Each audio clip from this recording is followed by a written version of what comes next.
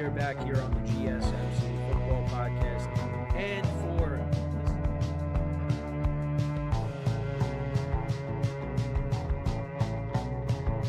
keep yourself in the loop of everything football on the Golden State Media Concepts Football Podcast. The latest news on and off the field, be it college football, Big Ten, SEC, Big 12, Pac-12, ACC to the NFL. We've got you covered. Listen to the Golden State Media Concepts Football Podcast.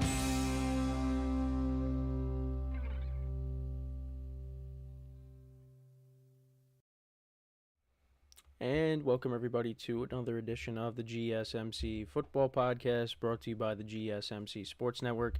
As always, I'm your host, Kenneth, and it's great to have you guys here on this Tuesday, October 22nd. We have a lot to cover on the show today. Before I get into that, just want to remind you guys, as always, tip or donate and get your comments recognized. Make sure to click that Super Chat button to create a Super Chat of any thought or comment you may have throughout the live broadcast. I will acknowledge it, and it just makes the show more lively, more entertaining between myself, the host, and you guys, the viewers. We appreciate your guys' viewership each and every day, so any contribution you can make to the show means the world to us as we put out content for you guys each and every day. And also, the other way to help out the show is by going to the link at the bottom of the show segment on the ticker, GSMCpodcast.net. That is GSMCpodcast.net. So, let's get into what we are going to discuss for today. So we're going to start off the show. We're going to recap both games on Monday Night Football, Ravens and the Buccaneers, and the Cardinals and the Chargers. So we'll get into those games. The Ravens winning 41-31 over the Buccaneers. And then in the game that was an ESPN Plus exclusive, the Cardinals picked up a win on a last-second field goal, 17-15 over the Chargers, which I was a little surprised about. Thought the Chargers, I had the Chargers winning, but, of course, in the NFL, you just never know, especially this year.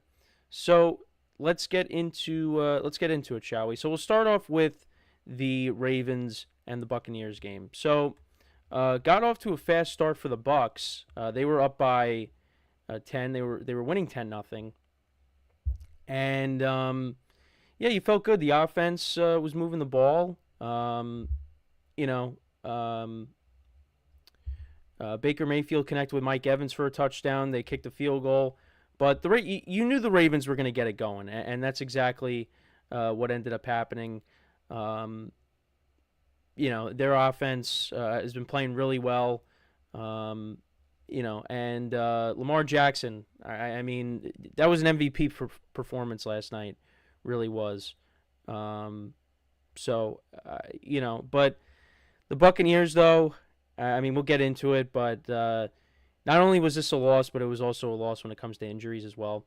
So, the Bucs, they went 8 plays, 70 yards down the field, and Baker Mayfield connected with Mike Evans for a touchdown.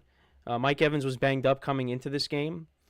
25-yard touchdown, and so that made it 7-0. The Ravens then punted. The Bucs, they sacked Lamar Jackson on back-to-back plays. Then they went 11 plays, 75 yards down the field, 6 minutes of time of possession, and they ended up kicking a field goal. Now, actually, what ended up happening was Mike Evans aggravated his hamstring injury, and he was ruled out immediately. Went to the locker room, and they were down their top wide receiver. So, and then that kind of changed the momentum of the game, because then the Ravens really started to get it going. Lamar Jackson connected with Mark Andrews, who had a big game for a touchdown to make it 10-7. Then Baker Mayfield threw a pick. Ravens turned that into a touchdown. That was set up by a 59-yard reception by Rashad Bateman, who also had a good game. And then Lamar Jackson. So there was a penalty. So Lamar Jackson scored a rushing touchdown, but there was a holding, and Troy Aikman didn't really like the call, so they got pushed back. But then on the very next play, Lamar Jackson connected with Justice Hill for an 18-yard touchdown, so that made it 14-10. Baker threw another pick, and that led to a Justin Tucker field goal of 28 yards. And then, we went into the half, and the Bucs, the Ravens were up 17-10. Then to start off the second half, Ravens came out. Justin Tucker kicked another field goal, 52-yarder, so that made it 20-10. The Bucs did get into field goal range, but Chase McLaughlin missed a 55-yard field goal. And then the Ravens, they turned that into a touchdown. Lamar Jackson connected with Rashad Bateman for a 49-yard touchdown. The Bucs punted. Derrick Henry, an 81-yard run. It was interesting how he really wasn't being used at certain points during the game, but then he took over, in the second half. Had a receiving touchdown later on. So, yeah, that led to another Mark Andrews touchdown. Then the Ravens fumbled. The Bucs turned that into a touchdown. Baker connected with Rashad White, so that made it 34-18. Then the Ravens, they answered with a touchdown.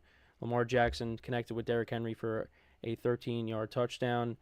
Bucs scored another touchdown. Bucky Irving from 1 yard out. They actually recovered the onside kick. Turned that into a touchdown. Baker connected with Rashad White. Ravens punted. And then towards the end of the game, Chris Godwin for 21 yards, but he ends up getting hurt. Dislocated his ankle, so it looks like he is out for the rest of the season. And Todd Bowles, he's been hearing it for that. Because, I mean, the Bucs were going to lose this game, did lose the game. There was really no chance that they were going to come back.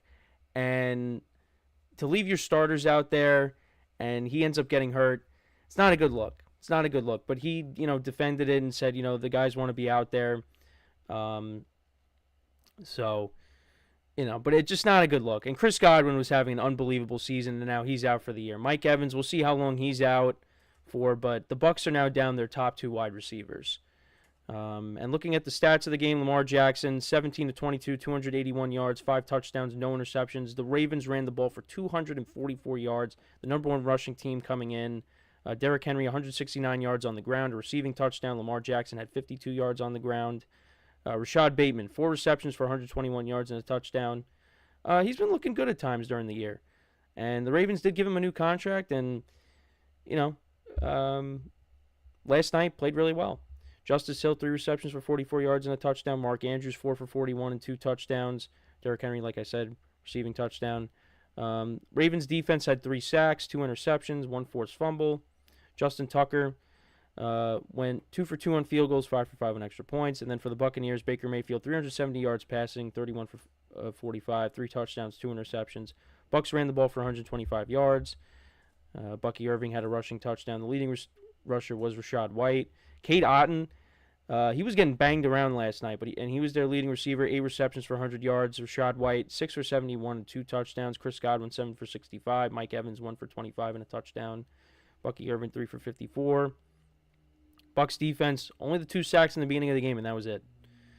So they dropped to 4-3. They'll be playing the Falcons next week. Big NFC South matchup. The Falcons coming off of that loss against the Seahawks. I can't figure out the Falcons. And for the Buccaneers, I mean, you're down your top 2 wide receivers. I mean, they're going to have to figure it out. Baker Mayfield did not play well last night. I know he threw for a ton of yards, but, once you lost Mike Evans, I mean, the game completely changed. And now you're going to be without Chris Godwin, too. So we'll see. They got Jalen McMillan. They got Trey Palmer, Sterling Shepard. I mean, those guys are going to have to step up. In the running game, I mean, at least you got the 3 running backs. You're going to have to lean on your running game, too. So they got the Falcons, and like I said, Chiefs after that, and then the Niners. So they got tough games coming up on the schedule. They're going to have to win at least one of them. And if you lose to the Chiefs and the Niners, you beat the Falcons, you go 5-5, I mean, you're in good shape. I mean, by no means does this mean the Bucs are done. But they are definitely in trouble. And for the Ravens, they just continue to roll. They're 5-2 now on top of the AFC North, and they will be taking on the Browns next week. So they look really good. We'll see what happens next week. I'll be seeing them in person. So let's get to the other game, shall we? Now, this was a lot different. Really didn't get a chance to watch it just because I didn't have access to ESPN+, believe it or not. So I actually was listening to the Cardinals radio broadcast at certain points during the night. But it got off to an interesting start because Kyler Murray threw a pick And then James Conner ended up forcing the fumble on Tart, who picked it off. And then it ended up being recovered by Michael Wilson. So the Cardinals got it back, but they ended up punting. Then Justin Herbert throws a bomb to Jalen Reagor for 41 yards. And the ball gets knocked out, and it goes through the back of the end zone, and that ends up being a touchback. So Chargers don't get any points. Then the Cardinals punted, and then Cameron Dicker, who had a great game, kicked a 59-yarder, so that put the Chargers on the board. They were up 3-0. Cardinals then went 10 plays, 79 yards down the field, and Kyler connected with Greg Dortch for a 5-yard touchdown, so that made it 7-3 Cardinals. More punts, and it was 7-6 at the half. Dicker kicked a 50-yard field goal. Then to open up the third quarter, Chargers punted, Cardinals turned it over on downs, then Dicker kicked yet another field goal, a 28-yarder. All field goals for the Chargers in this game. And then Kyler Murray, a 44-yard touchdown run, so that put the Cardinals up 14-9. Interesting decision by Harbaugh in the fourth quarter. So it was 4th and 3, and he elects to go for the field goal rather than going for it and trying to get 7 on the drive. They ended up taking the lead later on, but I don't know. I feel like they should have went for it, but they didn't. Dicker kicked another field goal that made it 14-12. Cardinals punted, and then Dicker kicked another field goal to make it 15-14. Cardinals get the ball back. Kyler avoided a sack. He was able to hit James Conner for 33 yards. Then Conner, another 5-yard game, another 6-yard game. And then they were saying on the broadcast, on the Cardinals radio broadcast, like maybe, James Conner, they'll let him score and then they'll get the ball back. But Cardinals did not give the Chargers an opportunity to possess the ball. Kyler ended up kneeling it down, and then Ryland kicked a game-winning 32-yard field goal. And the Cardinals improved to 3-4 on the season. Justin Herbert had a good game, 27-39, 349 yards, no touchdowns, no interceptions. J.K. Dobbins only 40 yards on the ground. Will Dissly was their leading receiver. He had 8 receptions for 81 yards. Joshua Palmer had a couple of nice catches, 4 receptions for 63 yards. Led McConkey, 5-46. A couple of fumbles in the game. Like I said, for the Chargers. No sacks for the Chargers in this game. Kyler Murray went 14 of 26, 145 yards, 1 touchdown, 1 interception. James Conner had a good game, 19 carries for 101 yards. Kyler, the 44-yard touchdown. He had 64 yards on the ground and a rushing touchdown, of course. They ran the ball for almost 200 yards, and this is against a good Chargers run defense, and they had their way against them. Trey McBride was the leading receiver, 5 receptions for 51 yards. Conner had 2 for 51. Cardinals defense, 3 sacks in the game. They improved to 3-4. Chargers dropped to 3-3, and we'll get to the NFC West later in the show, but yeah, it's close. The division is close. So, that's where that is the recap there. 17-15, Cardinals pick up the win, Chargers the loss. Let me know what you guys think, though, about these games. What were your takeaways from them? Let me know in the comments.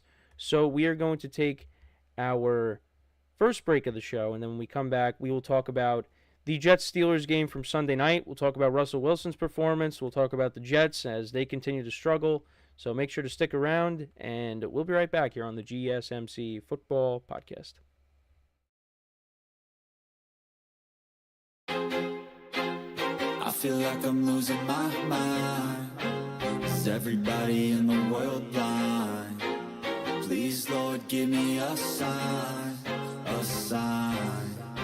I feel like I'm losing my mind. Is everybody in the world blind? Please, Lord, give me a sign, a sign. I wanna be the greatest. Everybody on the fake shit. I look around and feel like everybody is the fakest. I make this every day and I'm impatient, hoping one day I blow up from the basement. Statement, the top is so vacant. I don't hear shit that I think is amazing. Waiting for my day when I'm playing sold out shows for 1,000 faces. Hey, give me that crown, get in my way and to be put down. It ain't your place, all this my town. If I want that shit, then I'll get it right now. I'm losing it, the noose it fits. I'm losing shit, a stupid myth. You choose to live or choose to dip. You choose to fight or lose your grip and lose a gift. Oh, I feel like I'm losing my mind. Is everybody in the world blind? Please, Lord, give me a sign, a sign. I feel like I'm losing my mind. Is everybody in the world blind?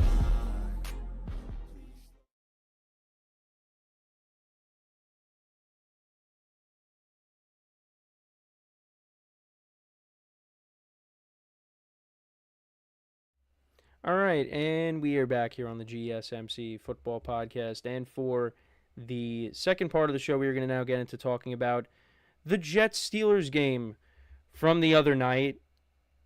Steelers picking up the win 37-15.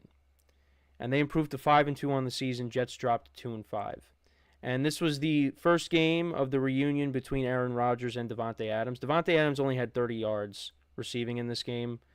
I mean, you figure Davante's going to have some big games as we move along here, but yeah, quiet day for him. Not a good game for Garrett Wilson. Breece Hall played well in this game. He ended up being their leading receiver, but yeah, this was a mess for the Jets. So Russell Wilson, he started for the first time this year. I mean, I honestly thought, Fields, got them off to a 4-2 start. You thought he was going to, continue to be the starter. But Mike Tomlin, elected to go back to Russell Wilson. And, Russ played okay. I don't think he was spectacular, but, he did what he was supposed to do. Didn't turn the ball over. And, the Steelers, they also leaned on that running game as well. The Jets continue to struggle against the run. And, yeah, let's kind of go through it. So the Steelers, they scored on their first drive. They got the ball to start the game. You had a 15-yard reception by Darnell Washington, the other tight end. Najee Harris had an 18-yard run on this drive. Got down the field to the Jets' 28, and Boswell kicked a 46-yard field goal. He continues to have a good year. So the Steelers were up 3-0. Back-to-back punts by the Jets and the Steelers. And then the Jets, they go 9 plays, 82 yards. They put together a nice drive. Rodgers connected with Breece Hall for 18 yards, another 13 to Breece, another 12 to Garrett Wilson, and then Breece Hall from 13 yards out scores a touchdown to put the Jets up 7-3. See, and the thing is, like, there are times where you see the Jets moving the ball and you're like, wow, look at the offense, looks pretty good. But the consistency is not there. Then more punts. We go to the second quarter, another punt by the Jets. Steelers put together another field goal drive, a 44-yard reception by George Pickens. And that was a pass that maybe got underthrown a little bit. But you know what? You're throwing it up to George Pickens, and he came down with the ball. And they got into field goal range. Boswell, a 29-yard field goal. So that made it 7-6. Then the Jets put together a touchdown drive. They go 6 plays, 72 yards down the field. It was set up by a 57-yard reception by Breece Hall. It was kind of similar to the play last year against the Giants, where he scored a touchdown, but he went the other way this time. Yeah, that set the Jets up, and Rodgers connected with Tyler Conklin, a nice little play fake by Rodgers. I mean, that's one of his signature moves. And there was a penalty on the extra point because the Steelers, they love to try to block kicks, and they did do that later in the game. So then the Jets elected to go for 2, and Rodgers connected with Garrett Wilson. So that made it 15-6, and you're saying, okay, all right, the Jets, they're up by 9. They're looking good right now. Steelers then punted, and this was kind of when the momentum shifted.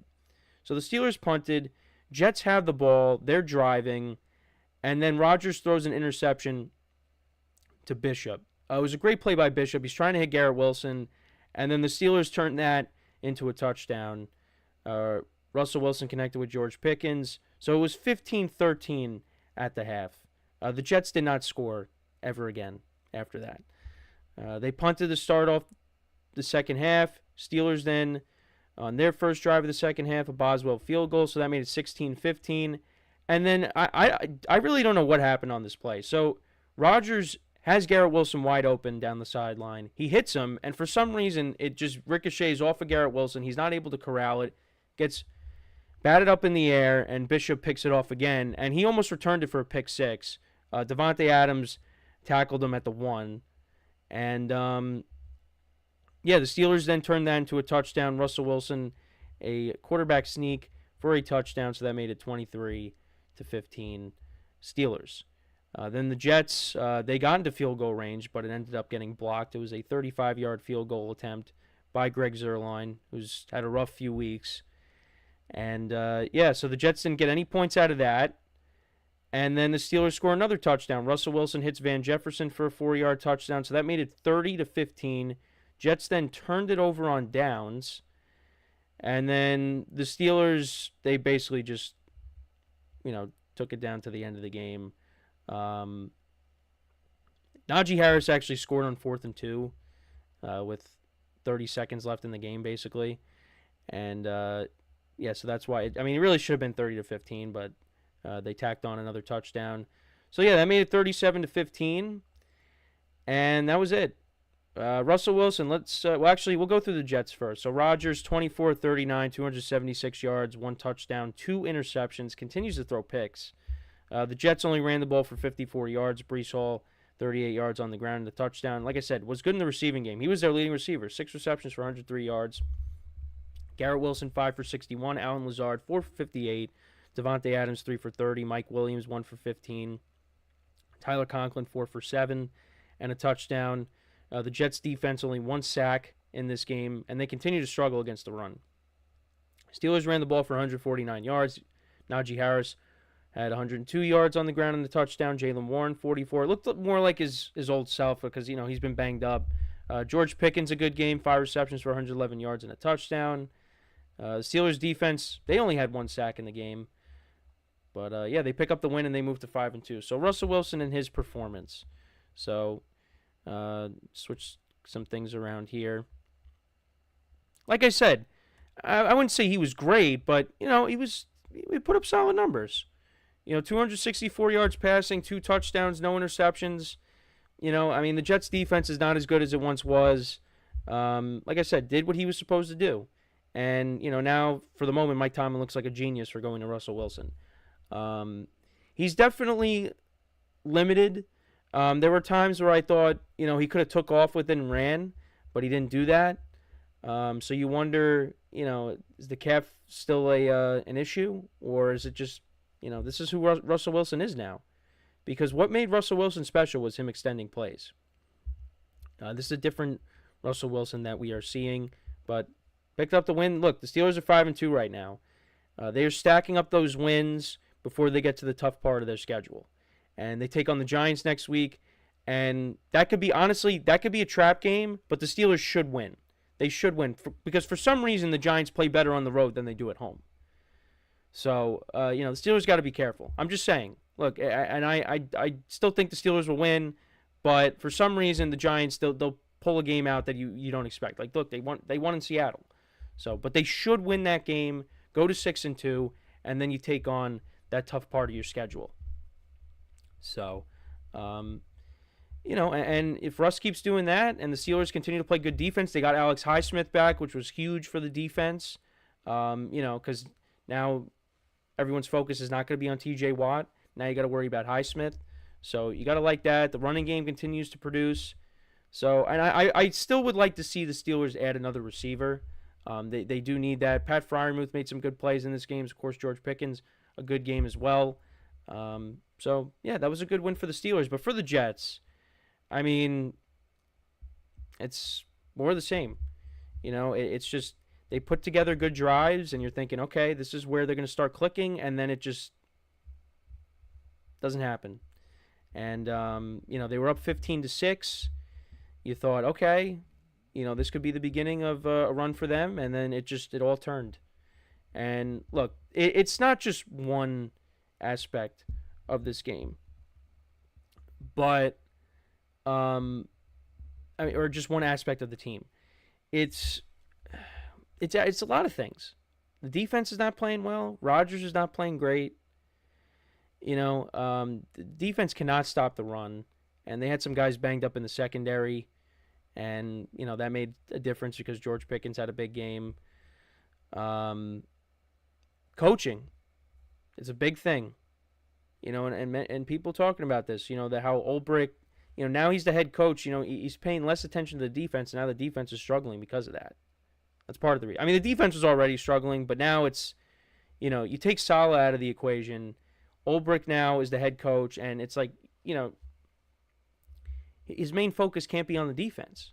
He's paying less attention to that, and the team is suffering because of that. Look, I don't think Robert Saleh was a good coach. However, I do think letting him go in the middle of the season, it didn't really make sense to me. I think what they should have did was, which they ended up doing anyways, is you demote Hackett and you bring in another play caller.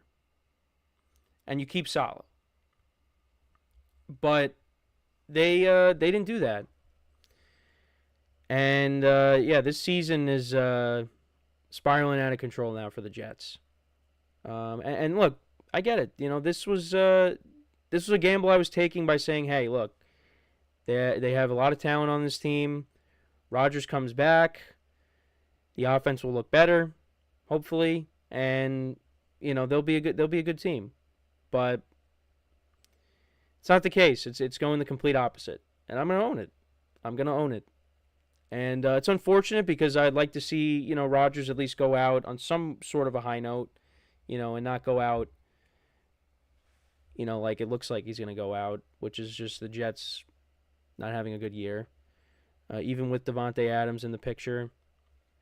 I mean, the problem is there's too many issues on this team, and they did not have a good coaching staff coming into this year, and surprisingly, unsurprisingly, now with Saleh being out, it got worse, because now you're taking someone's full attention away from the defense, and it's just, again, you go back to Brady and Stafford and Peyton Manning. When they went to their new teams, there was structure there. The Buccaneers had a good defense. Bruce Arians is a good head coach. The relationship between Brady and Arians maybe wasn't the best, but it worked. They won a Super Bowl. There was structure there. There was structure with the Rams. They did the swap with Jared Goff for Stafford. Stafford's going into a team where you have Sean McVay, who's one of the best head coaches in the NFL. You got a good defense. You got weapons. And then Peyton going to the Broncos. They had weapons. John Fox, he didn't win a Super Bowl. They went to a Super Bowl together. And Peyton Manning had one of the greatest seasons of all time, with John Fox as the head coach. There was structure on those teams. With the Jets, Rodgers came to a team where the head coach was unproven, wasn't great, and and for him too. He's coming off of, before that happened. He was coming off of not a great year in Green Bay last year, and then he tears his Achilles, and now this is the do-over, and the do-over hasn't gone great so far. So it's just, there's a lot of problems with the Jets, and it's not just him. He's got to play better. I don't think the second interception was his fault. I don't know what happened with Garrett Wilson on that play.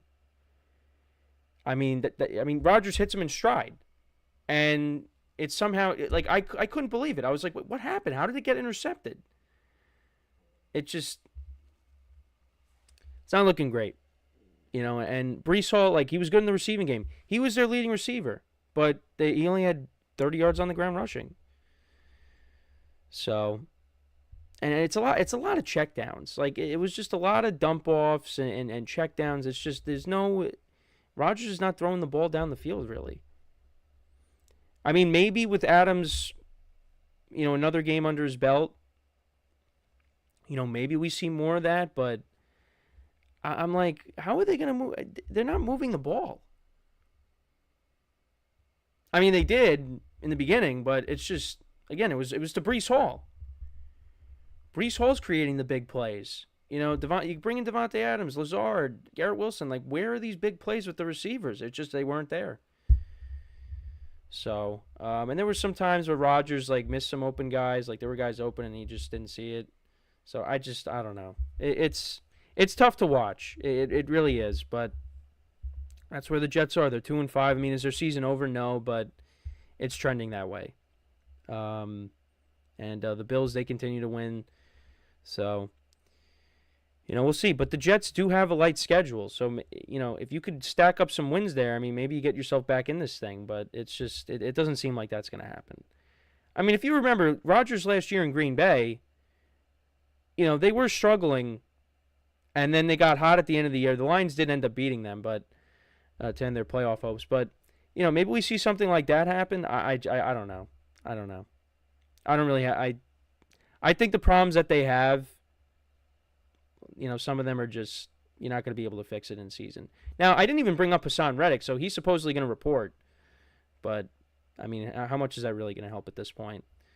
So, yeah, let me know what you guys think about this game. What were your takeaways from it? Let me know in the comments. So before we go to break, let me just remind you guys once again, to tip or donate, get your comments recognized, make sure to go to the Super Chat button in the chat to help create a Super Chat of any thought or comment you may have throughout the live broadcast. I will acknowledge it, and it just makes the show more lively, more entertaining between myself, the host, and you guys, the viewers. We appreciate you guys' viewership each and every day, so any contribution you can make to the show means the world to us as we put out content for you guys each and every day. And also, the other way to help out the show is by going to the link, which once again disappears as I talk about this, by going to the link, gsmcpodcast.net. That is gsmcpodcast.net. So when we come back from our next break, we'll talk about the other New York team, and that is the New York Giants. Saquon Barkley, how did he do in his return to MetLife Stadium? We'll discuss it. So make sure to stick around, and we'll be right back here on the GSMC Football Podcast. Looking for your daily fix of sports talk without having to pay for it? GSMC Sports Network is available on YouTube. Just search GSMC Sports Network. Get your fix of daily sports talk shows on YouTube, absolutely free. NFL, college football, NBA, MLB, MMA, UFC, fantasy football, and so much more. GSMC Sports Network has shows running all day long, with new sports shows starting every 2 hours. Just like on your favorite cable sports channel, except GSMC Sports Network is absolutely free. Just search GSMC Sports Network on YouTube to catch one of your new favorite shows, like the GSMC College Football Podcast, Chip Shot Football Podcast, Hoops and Heels Women's Sports Podcast, GSMC Basketball Podcast, and so many more. Check it out for yourself. GSMC Sports Network, now available on YouTube absolutely free. Search GSMC Sports Network on YouTube right now.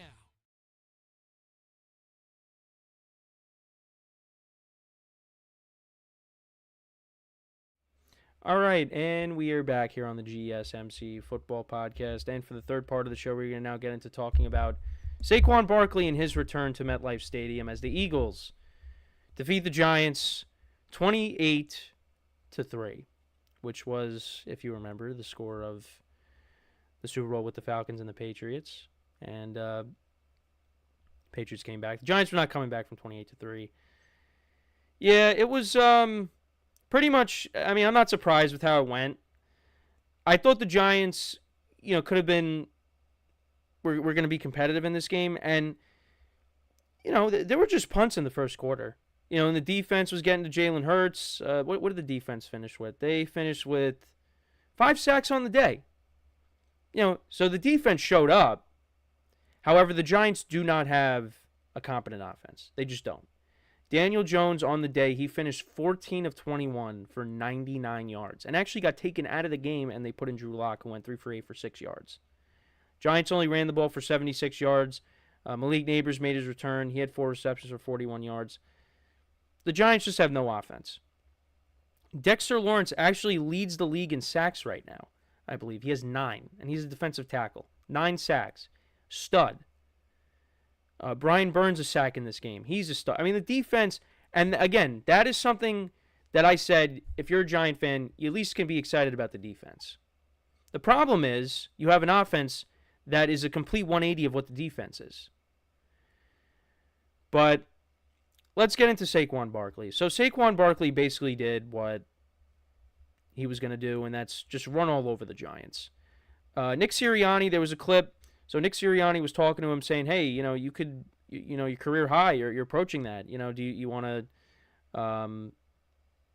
you want to get that? And he said, no, let the young guys continue to play or go and play. So, I mean, that was definitely a selfish thing.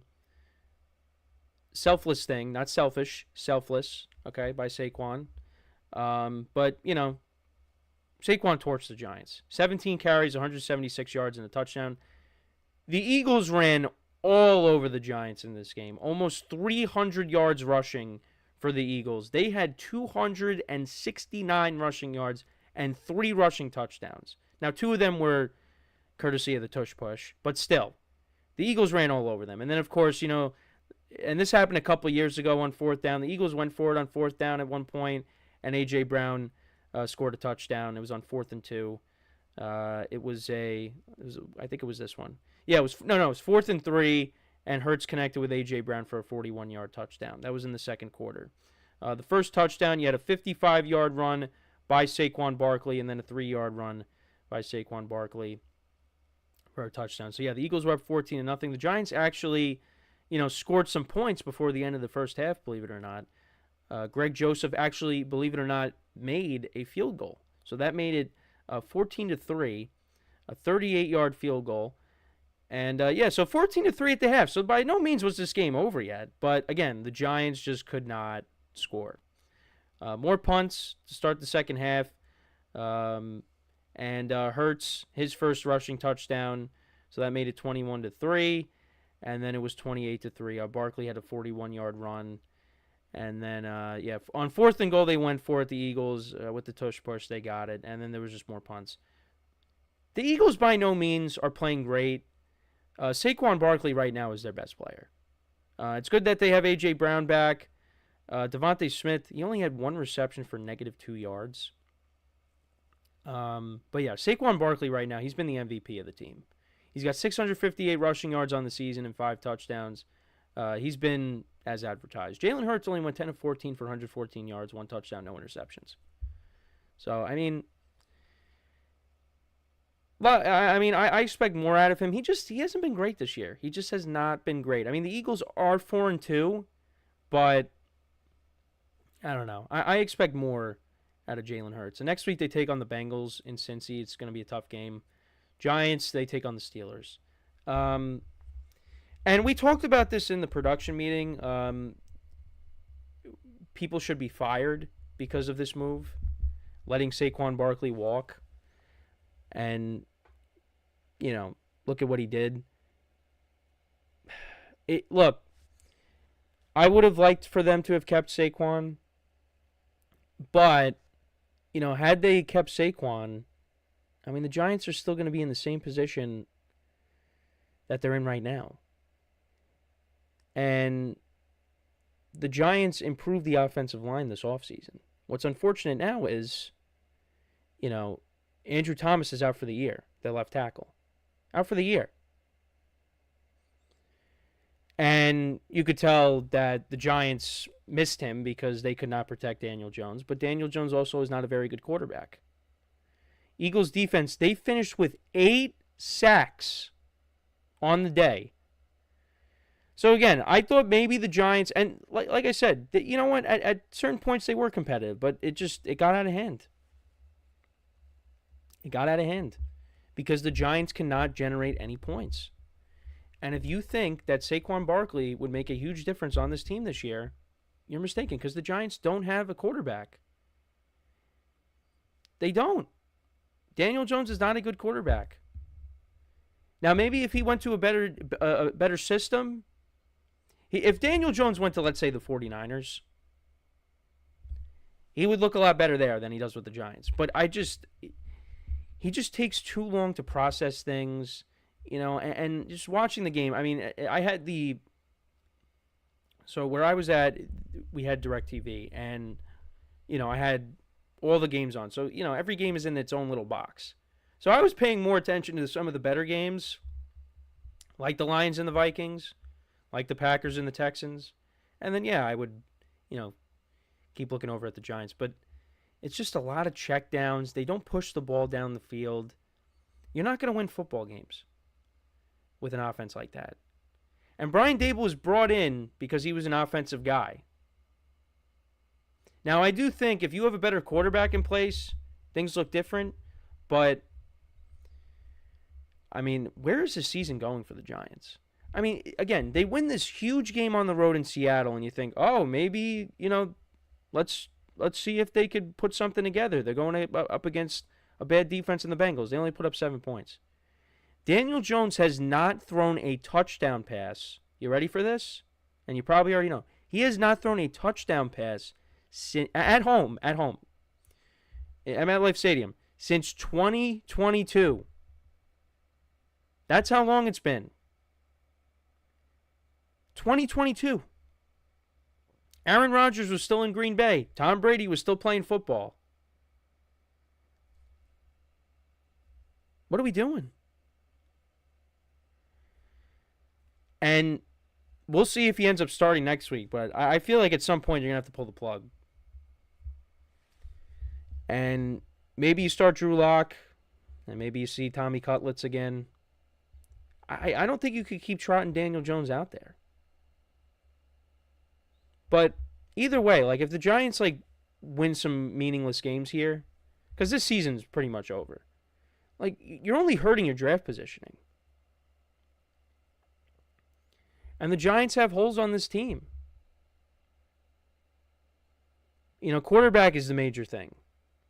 And paying Daniel Jones really set this team back. Because they thought, all right, well, he won a playoff game. Let's pay him. Because that's a more important position than a running back. And that really has set them back. Really, the pick in general, Dave Gettleman picking Daniel Jones, that set this franchise back. It did. The Giants just continued to make bad decisions. And I still think, though, that with this defense, and if they could figure out the quarterback situation, they could be a more competitive team. But right now, it's not going to happen. And especially now when you lose your left tackle, who is probably your best player on offense, honestly, outside of Malik Neighbors. That just changed the whole offensive line. The offensive line actually has been good this year. It has. But it doesn't help when you have a quarterback that just can't seem to get out of his own way. And again, it's not like the Eagles are this juggernaut. They really have not been a juggernaut this year. They barely beat the Browns. They're not as good as maybe I thought they could be. I mean, Saquon Barkley's been great. Don't get me wrong. But, Jalen Hurts is not playing well.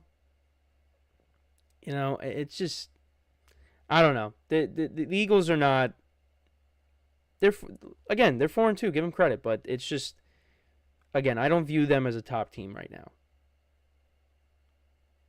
I don't. Right now, the Commanders of all teams is in first place in the division. And I thought they were finishing in last. So,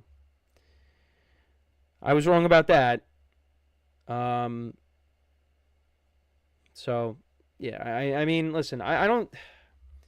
The Giants didn't want to overpay for a running back. The Giants had other needs that they needed to address. But it is a bad look. It is a bad look. And it doesn't surprise me that Saquon was able to do this. Not one bit. Not one bit. Not one bit. He wanted this. And, I mean, to the Giant fans that are burning his jersey in the parking lot, I mean, come on, guys. What, really? I'm happy that he's on a better team. It's just unfortunate that it's with the Eagles, a rival. But the Eagles are a better team than the Giants. I know I just said that they haven't really impressed me, but he's running behind a much better offensive line, and this team can make the playoffs. The Giants, with Saquon, they're not making the playoffs. They're not going anywhere. And they'd be wasting another year of Saquon's prime, because he's still in his prime. I mean, now with the Eagles, I mean, it's, his prime is going to be extended. I mean, look at Derrick Henry last night. Derrick Henry's 30 years old. And that's old for a running back. Saquon's not 30 yet. Saquon's still got some very good years left if he continues to run behind this offensive line. The Giants were not going to offer him that. The Giants if they would have kept Saquon, they would not have been able to sign some of the guys that they got to improve the offensive line. So he would have been running behind the same offensive line that he's been running behind his whole Giants career, which is not a very good one. So I'm still okay with them letting go of Saquon. I am. It's just, you go back a couple years ago, maybe they should have prioritized signing Saquon and, again, telling Daniel Jones, continue to prove it. Because, yes, he did win that playoff game, but it was against a very bad defense in the Vikings. And what did he throw? Only 21. What did he throw? 21 touchdown passes? How many touchdown passes did Daniel Jones throw? Actually, I don't even think it was that. I gotta look up Daniel Jones' stats from a couple years ago. I mean, he did have the rushing touchdowns. I get it. But, yeah, I said 21. Yeah, forget that. 15 touchdown passes to 5 interceptions. 15 touchdown passes. His rookie year is probably his best year. 24 touchdowns he threw. He has not gotten close to that number. And look, I mean, he's gone through a lot in his career. Injuries and, different coaching staffs. It's just, it was a mess. It really was. But he's also just, he's not that good. He's not good. And I know he can make things happen with his legs, but he's not Lamar Jackson. I mean, you see Lamar Jackson last night. Daniel Jones is not even close to that. Not even close. And look at Lamar Jackson. Lamar Jackson has gotten better as a passer. That throw to Bateman last night for the touchdown. Daniel Jones is not doing that. Even though he kind of did a couple weeks ago with Darius Slayton. But still, I mean, Lamar Jackson is in a different stratosphere than Daniel Jones. Daniel Jones can use his legs. That makes him a weapon. I get it. But it's not like Lamar Jackson. It's just not. But where do you go from here if you're the Giants? I have no idea. And you know what? They're going to find a way to win some meaningless games at the end of the year. That's going to hurt their draft positioning. And, who knows what's going to happen. But they need a new quarterback. They need a new quarterback. And I think another thing is maybe you go out and you draft a running back as well, because supposedly this draft class is loaded with running backs. I mean, it'd be nice to see them get Ashton Genty if they were able to. I don't think they will, but who knows. Continue to build up the back end on the defense. Get another wide receiver. Because I don't know if Darius Slayton is going to be here. How much longer he's going to be here with them. But yeah, they got a lot of issues.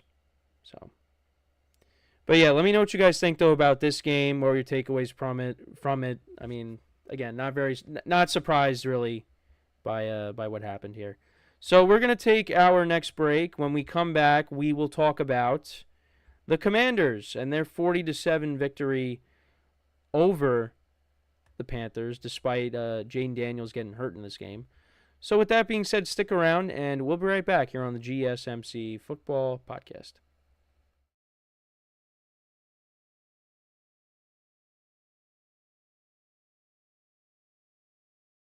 For the best and latest podcasts available anywhere, go to the podcast app on your cell phone and type in GSMC to access free content-rich podcasts on health and wellness, book reviews, sports, entertainment, relationships, social media, movies, technology, finance, and even weird news. Subscribe and download the GSMC Podcast Network's family of shows, available everywhere podcasts are found.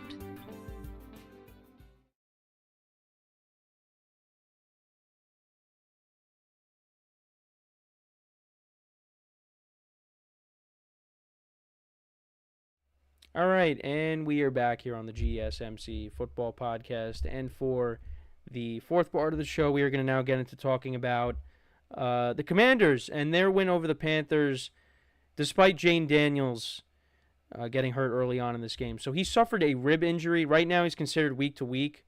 They're hopeful that he could play in Week 8 against the Bears.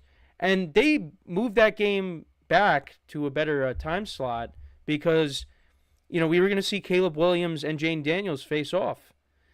The first two picks in the draft, but that might not be the case. We might be seeing Marcus Mariota against Caleb Williams. And Marcus Mariota played really well in this game. I know it was against the Panthers, but still. He did play well. So let's kind of go through it. Commanders actually are now 5-2 on the season. And I had them winning 4 games. So, and again, that was basically off of the fact that, I thought the Eagles and the Cowboys were going to be better. I thought the Giants, would win their matchup against them. They did not. Probably going to get swept by the Commanders. And the Commanders don't have a good defense. But no, the defense has been playing well. They played well in this game. So let's kind of go through it. So the Panthers got the ball to start off the game.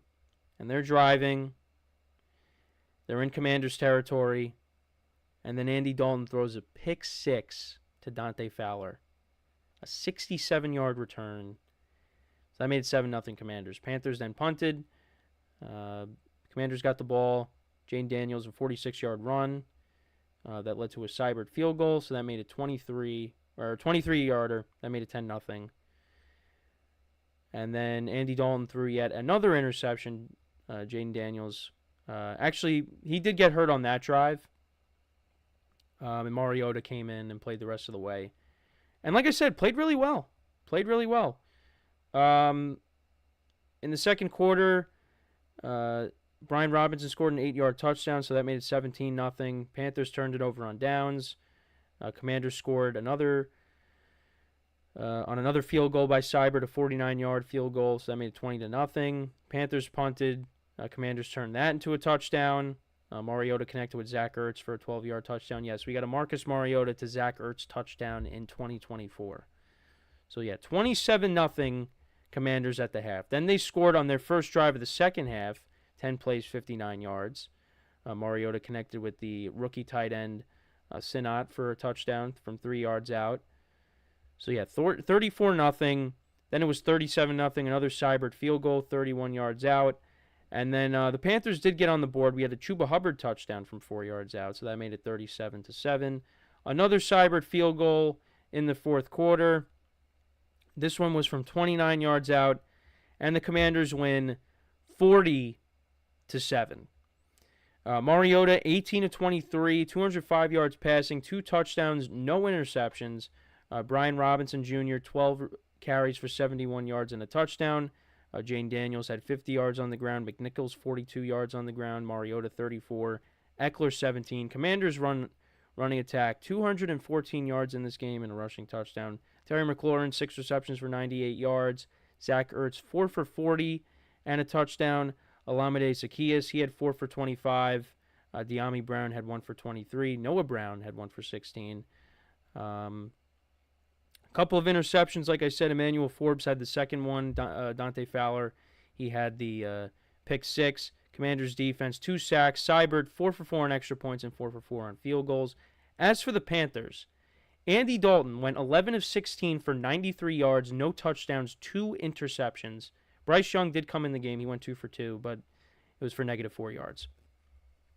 The Panthers on the ground, 52 yards by Chuba Hubbard. He had a rushing touchdown. Miles Sanders had 34.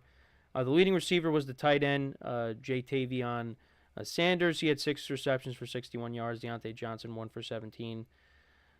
Panthers defense, no sacks in this game, or 1 sack in the game, my apologies. And then Eddie Pinheiro was 1 for 1 on extra points. So, yeah, not great for the Panthers. They continue to struggle. That, Andy Dalton and that offense, I mean, they looked good against the Raiders, but since then, not so much. And I had to really double check on this. So on the Sleeper app for fantasy, all right, I was looking at his stats.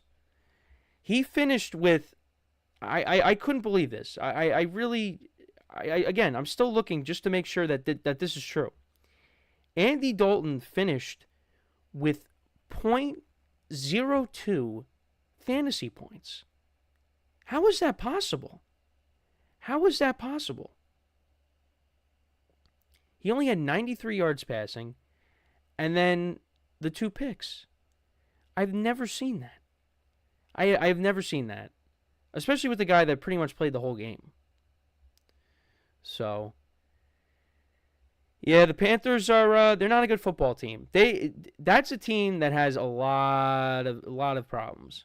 Defensively, I mean, on the offensive line, they need more. I mean, it's just they got the Broncos next who have a good defense, then maybe the Saints with Derek Carr. And this I cannot believe is an international game. Week 10, you got the Giants and the Panthers playing in Germany. Who made that? Why? But that's what they decided to do. So, but yeah, Panthers are not a good football team. They're at the bottom. And then I mean the Commanders. I mean I give them a lot of credit. And again I told you why I didn't have them winning a lot of games this year. I didn't think Jane Daniels was going to be a bust or anything like that. I never really came out and was strong one way or the other. I mean, I definitely didn't think he was going to be a bust. But I just thought that the Commanders, they still had a lot of building that they had to do with this team. They signed some veteran guys this offseason. They signed Eckler. They signed Ertz. They signed Bobby Wagner, Dante Fowler, who scored the touchdown. But I just still thought there was still a lot of work to do with this team. However, they are ahead of schedule. They look like one of the best teams. They're a top 10 team right now. I got to see how I'm going to do my top 5 tomorrow. We'll see. But they're a solid team. And yeah, I mean, got to give them credit. Really got to give them credit. And, I don't think this Jane Daniels injury is going to, be long term. It doesn't seem like that. But you know what? If Mariota could keep him afloat, he's a veteran guy. And you would have thought Jane Daniels was playing on Sunday with some of the things Mariota was able to do. And Mariota fits the system because he also is a mobile quarterback. So, as long as Jane Daniels is not out long term, they're going to be okay.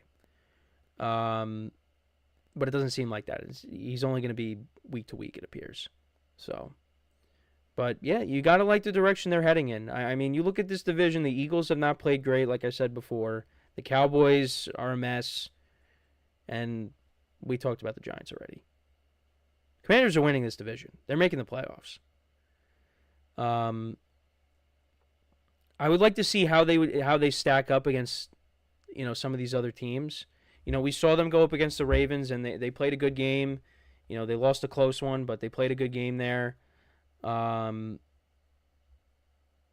Against the Bears, that's, we'll see what they do. The Bears have a good defense. Caleb Williams is playing well, and now he's coming off of a bye, so you would think that he's going to be even better because they've been starting to run the football better. It's going to be a good game, regardless of Mariota. If it's Mariota, if it's Jane Daniels, it's going to be a good game.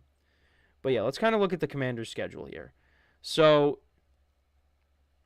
you got the Bears this week. Then you got the Giants. That should be a win. Home against the Steelers, I mean, look, that could go either way. At the Eagles, that's a Thursday night game. I'm curious to see how that game's going to go. Home against the Cowboys. Home against the Titans. I mean, in my opinion, those should be 2 wins. At the Saints, they should win that game. Home against the Eagles. They played really well against the Eagles last year, and they went 0-2. So now, look at how they're playing this year. I mean, I think they should at least get a split with the Eagles, but we'll see. Home against the Falcons. I mean, the Falcons, I can't figure them out. That should be a win, maybe. And then at the Cowboys at the end of the year. I mean, Commanders could finish with 10, 11 wins. Yeah, I was completely wrong on them.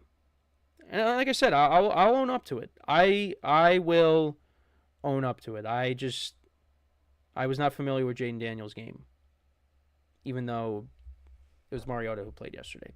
But yeah, they look good. They look good.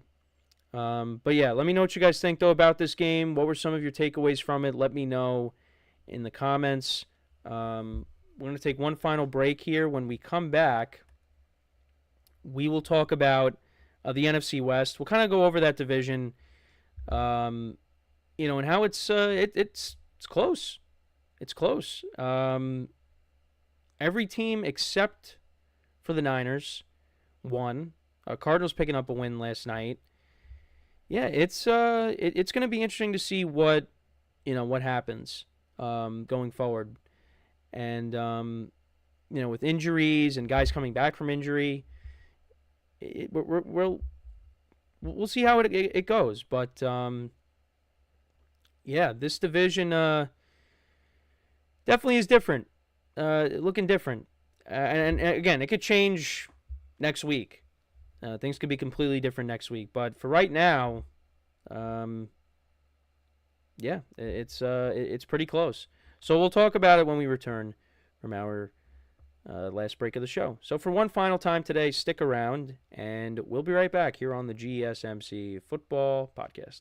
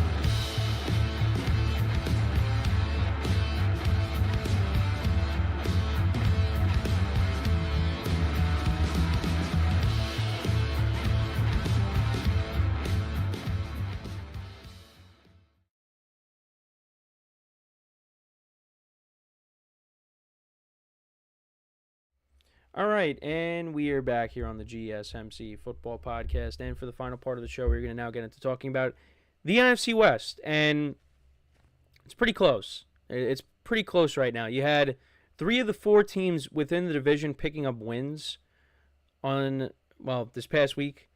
The Cardinals winning last night. The Seahawks winning 34-14 over the Falcons. The Rams picking up a win against the Raiders.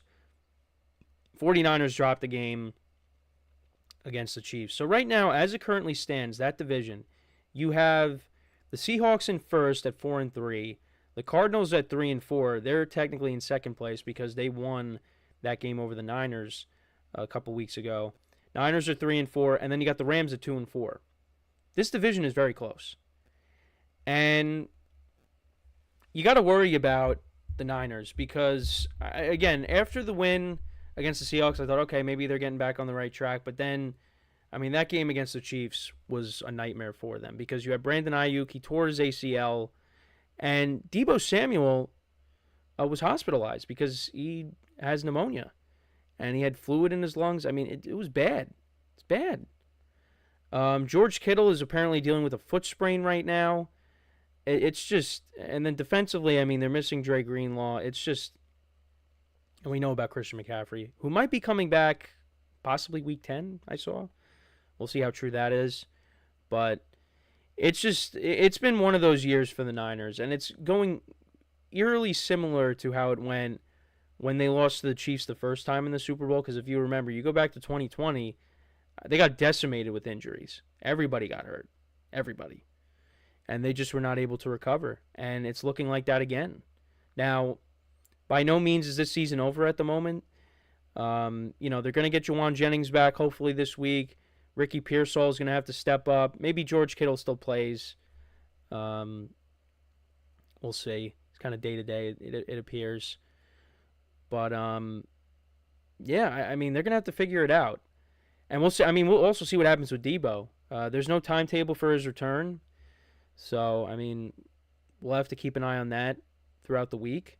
But, yeah, it's been a mess for the Niners right now. And, when you got the other teams in their division, you got the Rams, who are supposedly getting Cooper Kupp back this week. He was a full participant in practice yesterday, so that means he's going to be coming back.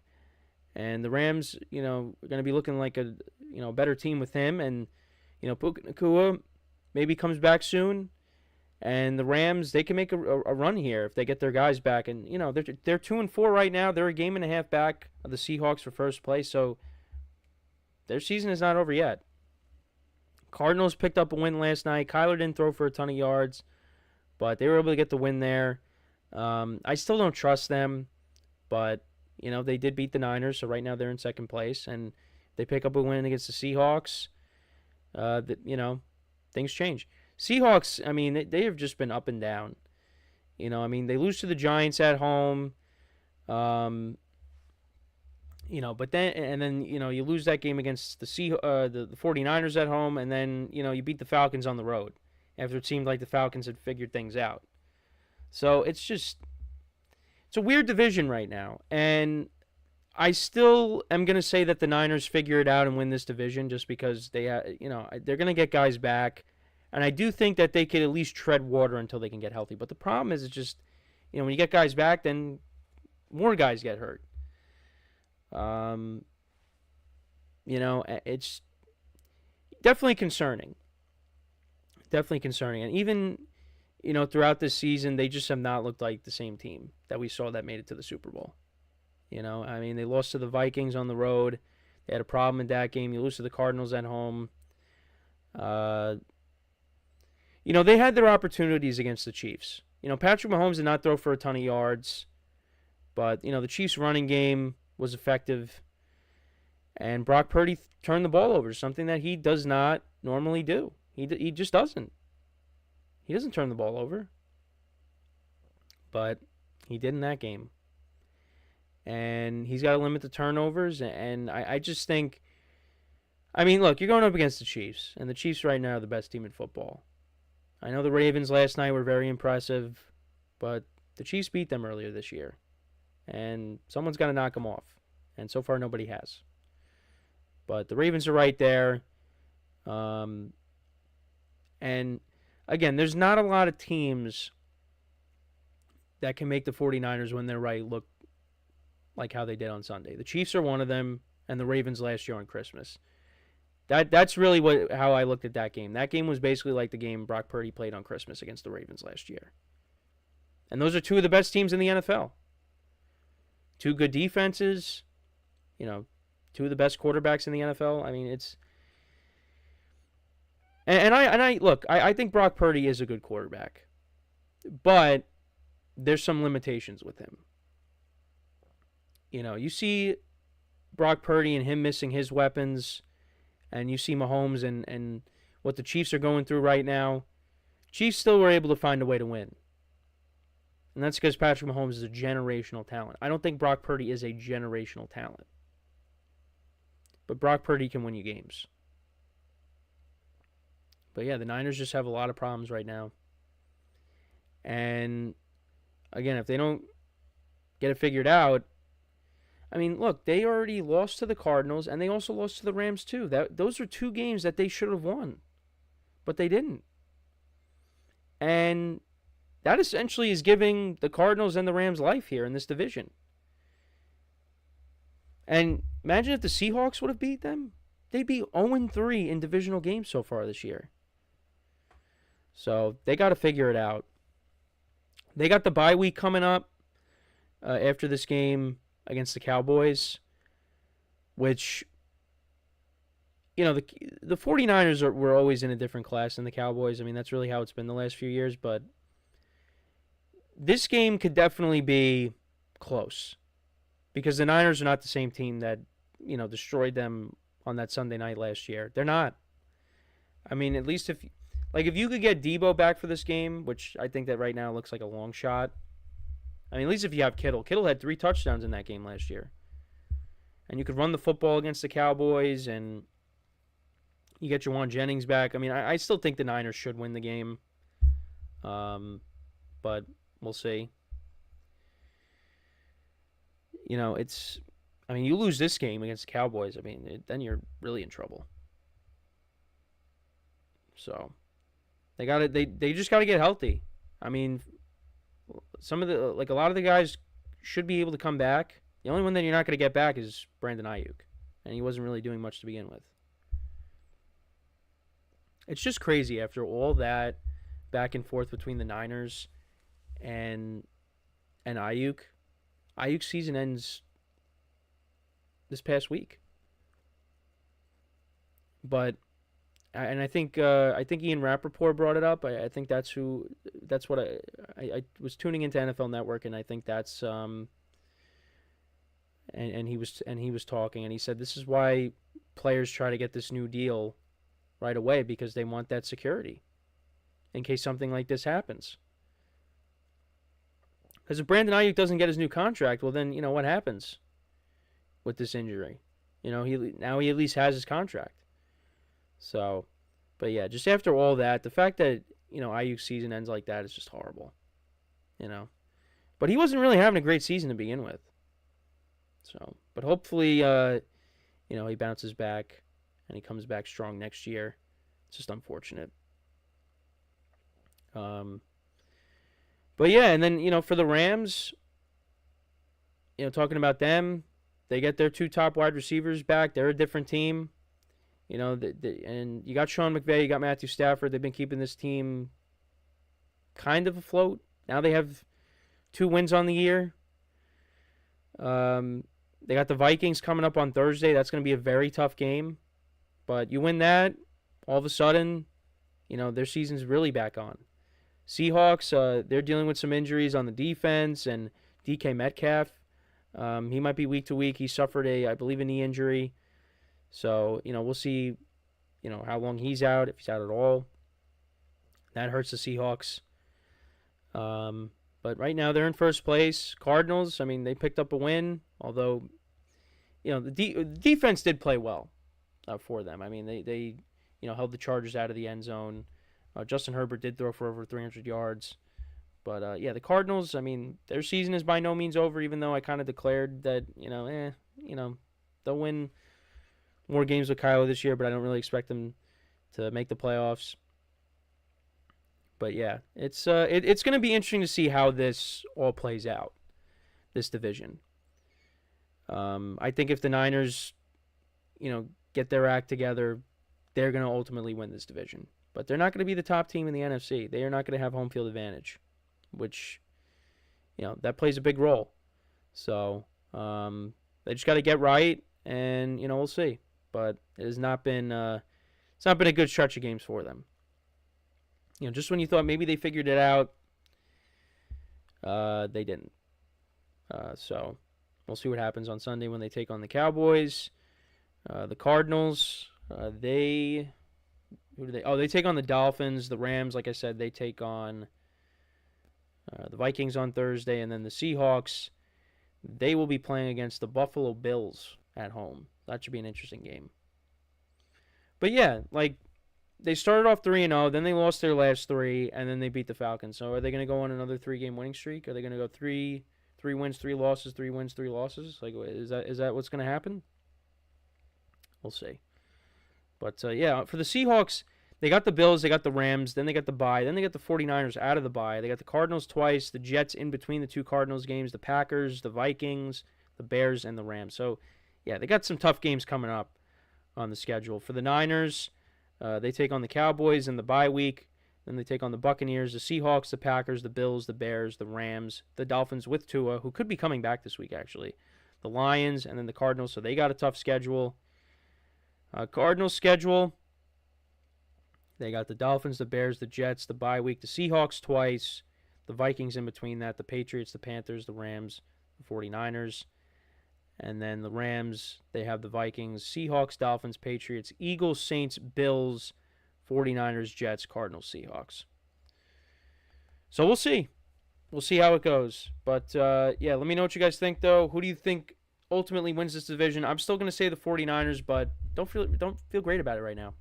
So with that is all the time that we have for today. Definitely ran a little bit longer than usual, but anyways, appreciate you guys tuning in. Make sure to check out all the other shows. Give the other shows some love. Make sure to leave a like, a comment, and subscribe to the video. Greatly appreciated. And until next time, I'm Kenneth Gruenfelder signing off from the GSMC Football Podcast, brought to you by the GSMC Sports Network. Have a good day, and I will talk to you guys tomorrow. Take care. Mm-hmm. Let's